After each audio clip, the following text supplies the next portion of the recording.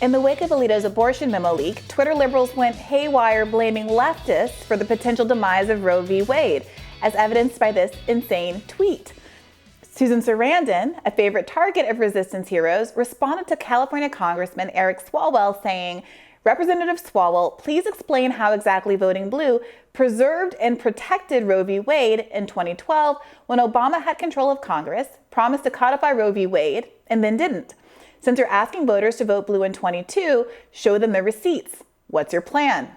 Sarandon's tweet was in response to Swalwell calling for the actress to, quote, "sit this one out. She's caused enough trouble. Us real progressives will take it from here." Ooh, that's condescending. Co-host of the Useful Idiots podcast and host of the Katie Halper Show, Katie Halper joins us now to discuss. Welcome back, Katie. Thanks for having me. Now, this wasn't a one-off, right? Can you give us a sense of what the general tone of Twitter was, of liberal Twitter was versus leftist Twitter in the wake of the leak? Yeah, so there was a lot of trash talk from liberals about how leftists are responsible for the attack on Roe v. Wade. And the nice thing about people making that argument is that they're just outing themselves as either stupid or disingenuous, and then you get to dismiss all of their political commentary, which I think is a great way to be efficient. You kind of just don't have to waste your time ever taking them seriously. It's just a ridiculous argument, the idea that leftists, who have been way more pro-choice than liberals, have anything to do with this. And as we know, this is obviously a failure of Democrats as well as Republicans. I mean, Republicans are the more overtly anti-abortion, anti-choice party, and I don't want to let that slide. But Democrats have failed to codify Roe. They have sold out women. They've sold out abortion rights. They had time to do stuff. They didn't do it. This is not a priority for them. I mean, watching this become a kind of proxy, a Hillary versus Bernie proxy, has always been incredibly frustrating for me because, yes, Hillary's a woman. She also has adopted some kind of right-wing talking points about abortion, how it should be safe, legal, and rare. And I mean rare. She said that herself.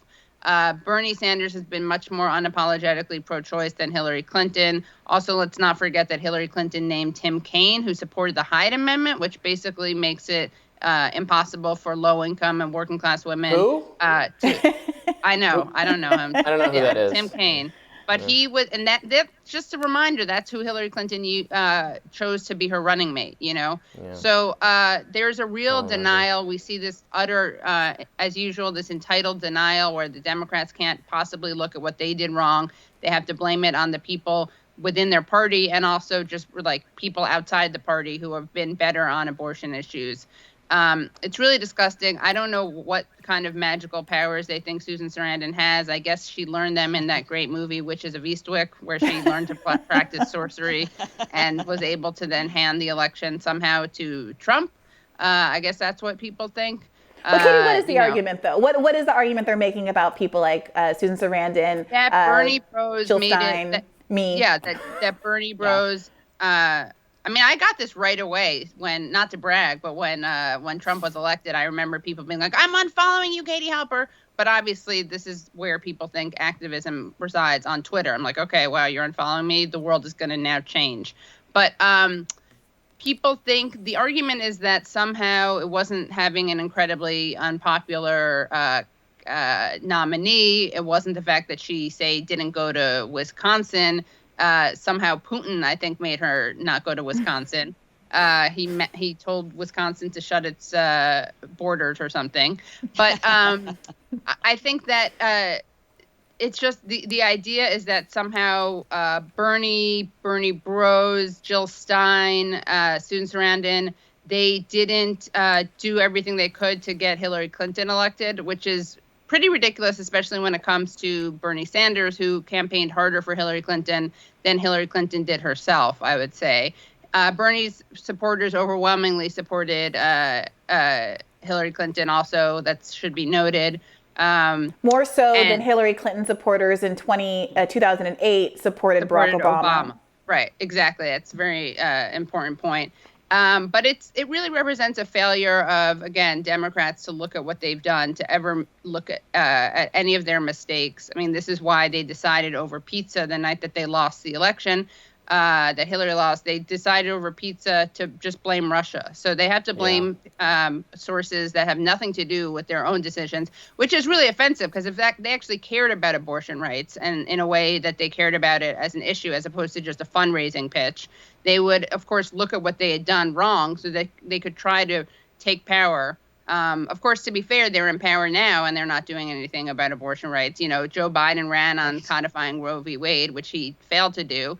The other day, he was asked about this Supreme Court decision, leaked decision. His response was even embarrassing, even by Joe Biden standards. He cited Thomas Aquinas, because everyone was waiting to hear what Thomas Aquinas had to say about abortion, obviously. And then he used right-wing framing about aborting a baby or aborting a child as opposed to terminating a pregnancy. I mean, he's so incredibly out of touch. He's had a pretty bad, has said some pretty bad stuff about abortion rights himself. And the other thing that I want to bring up is Eric Swalwell cosplaying as a progressive is pretty hilarious because this is a guy who explicitly ran against, primaried, and defeated an actual progressive, Pete Stark. Pete Stark was anti-war, anti-Iraq war. He started out being anti-Vietnam War, helped found Common Cause. He took on the insurance industry. He was very critical of Bush. He also supported taxing the financial industry. And this is the person who Eric Swalwell defeated. He also, like the raging progressive that he is, co-sponsored the Israeli Anti-Boycott Act, which would have criminalized BDS, boycott, divest, sanction. This is such a draconian act that you had people who are anti-BDS, so they opposed boycott, divest, sanction. You had politicians who were anti-BDS, but they opposed this act because it was so anti-constitutional and just violated the First Amendment. So that's embarrassing. That was from progressive champion Eric Swalwell. He also said that kicking every Russian student out of the United States should be on the table. Really progressive, not at all xenophobic, reactionary garbage. I mean, should American students have been kicked out of universities because Trump was in power? Because I don't think Swalwell likes Trump. I mean, who says that kind of stuff? And then instead of apologizing for that, like really Russophobic garbage, he doubled down on it. So yeah, it's just a joke, and these guys have no politics. And he's also on the steering and policy committee of the United States House of Representatives, whose job it is to shape policy. So I'm waiting for the Roe v. Wade policy that they're perfectionists. They're still working on it, but I haven't seen that policy. 50 years later. Yeah. Yeah, it's one of those great examples of, so like failure is never a good reason to offer up as this is why you should vote for us. Like if protecting abortion rights is important to the party's been in power and they haven't done it, like you said, it's like what hope does that offer to people that you're gonna fix it or you're gonna undo it or you're gonna do it next time? It's a very funny approach. Yeah. People are just entitled to people's votes, and it's the voters' fault for not voting for more of them, even though, again, Democrats have the House, the Senate, and the presidency. So maybe there's something wrong with the party if they can't leverage the votes. Yeah. And this is the third time there's been a unified government. I mean, Clinton had a unified there was one under Carter, but under Carter, that is when there was a lot of the abortion rights debate was actually not a left-right issue back in the 70s and early 80s. It was very, very divided, even amongst the Democratic Party. In fact, the Democratic Party shut down. The very first government shutdowns were over the fact that Democrats themselves could not agree on that one issue with each other. But still, we've had a unified government under Clinton. We've had a unified government under Obama. We have a unified government under Biden, and we still have not codified Roe v. Wade. So, or even just maybe not Roe v. Wade, but something, any sort of abortion right, even first trimester or second trimester, up to a certain point. It's just nothing. So we've been relying on the courts. What kind of a gift do you think this is to Democrats? If this ruling comes out as is the way we're thinking that it is with this leaked written, opinion of Alito, what kind of a gift is this to Democrats, do you think, going into midterms? I mean, in a way, I guess they could have manipulated or weaponized it like they do so often for fundraising. And I do think that having the court to scaremonger people with and fearmonger people with is one of the big arguments. And I'm not dismissing the significance of who's on the court. I do also want to add, though, before we address that question, I'd be remiss to not mention that Joe Biden was pivotal in the confirmation process of Clarence Thomas, who, last I checked, is not pro-choice. Kim, I think that's a really important question. A lot of folks have been making much of a 2017 tweet that I did after the election and before I had any public profile at all. I had about 500 followers at the time and never written an article in my life.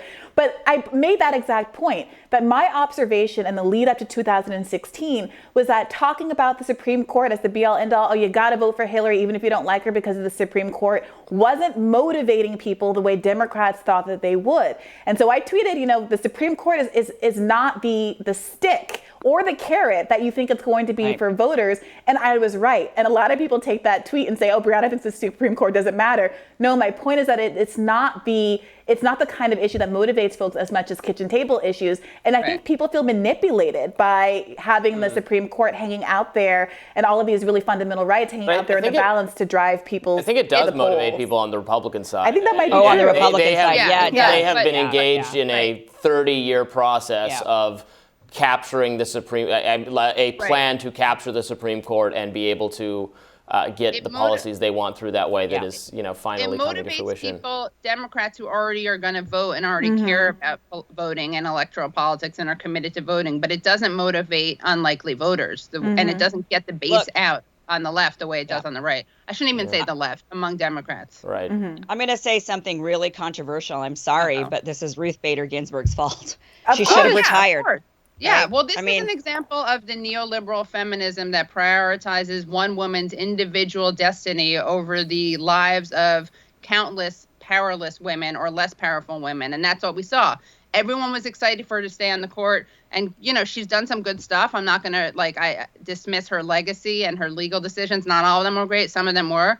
But the idea that we were supposed to take this gamble so that she could stay on the court is just it's such peak entitled neoliberal feminism, and it's actually anti-feminist. I mean, it's anti-women's rights, because if people cared about the rights of women, not just the ones who are on the Supreme Court, not just the ones who are running for president, like RBG and Hillary Clinton, they would have prioritized getting someone on the court who is going to live longer than RBG. And that's not ageist. It's just based in science. She had pancreatic cancer under Obama. Yeah. Well, so here we are. Just science. Here we are. Yeah. Katie, thank you so much for joining us. Thanks for having me. We'll be back with more Rising in just a minute.